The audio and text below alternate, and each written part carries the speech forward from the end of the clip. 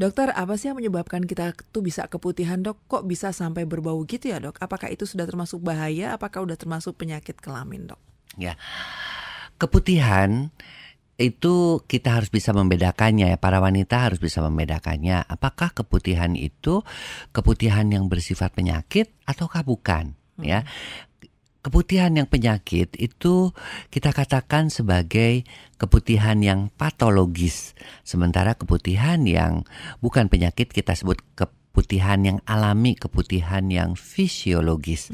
Nah, pada keputihan yang patologis ini gejalanya tadi saya selalu katakan dia itu gatal atau bau atau berubah warna. Kalau dia bening, tidak gatal, tidak bau, itu keputihan yang alami.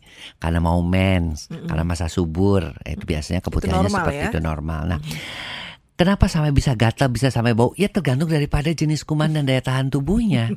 Nah, Yang masuk dan apa ya? tergantung juga kondisi saat si kuman itu menyerang, hormonalnya seperti apa. Kok sampai kental banget ya? Kan waktu diserang mungkin pada saat masa subur. Oh, Ya, atau ketika diserang daya tahan tubuhnya lagi drop banget. Nah, jadi pengaruh ya, gejala-gejala itu sangat berpengaruh, terutama juga nanti dalam kita mengobatinya. Ya biasanya sih kalau di klinik Pak Suti sendiri saya suka nggak mau ambil resiko ya. Biasanya kita selain dikasih antibiotik ya berpasuntikan, kita juga bantu dengan fisioterapi, dipanasin sehingga cepat sembuhnya. Karena beberapa orang yang keputihannya terus, keputihan lagi, diobatin terus lagi, kita juga harus periksa pasangannya, pingpong ya. Kalau terus-terusan si wanita itu mengalami keputihan terus, akhirnya daya tahan serviknya terutama menjadi jelek, akhirnya terkena kanker mulut rahim. Kalau misalnya keputihan itu masih di usia anak-anak usia 8 tahunan gitu loh, Dok, terus dilihat ada keputihan atau bahkan sampai ke hijau-hijauan, apakah itu juga termasuk Kita akan keputihan? cek usia 8 tahun 9 tahun kan itu biasanya menjelang mens ya.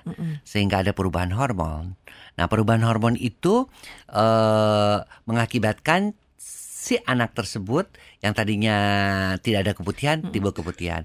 Sepanjang itu kita periksa tidak mengandung kuman, is okay.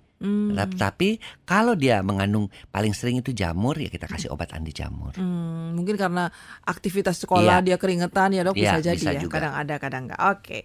Dokter, saya keputihan nih, yang namanya keputihan kan putih ya, Dok ya. Tapi ini sudah sampai coklat, Dok, warnanya. Apakah ini udah termasuk penyakit, Dok? Keputihan yang fisiologis atau yang normal itu berwarna bening ya, tidak berwarna, tidak bau dan tidak gatal. Kalau sudah keputihannya itu berwarna coklat, berarti kemungkinan sudah bercampur dengan darah. Hati-hati ya. Salah satu gejala daripada kanker serviks juga adalah keputihan kecoklatan, apalagi kalau keputihan itu timbul setelah melakukan hubungan seks.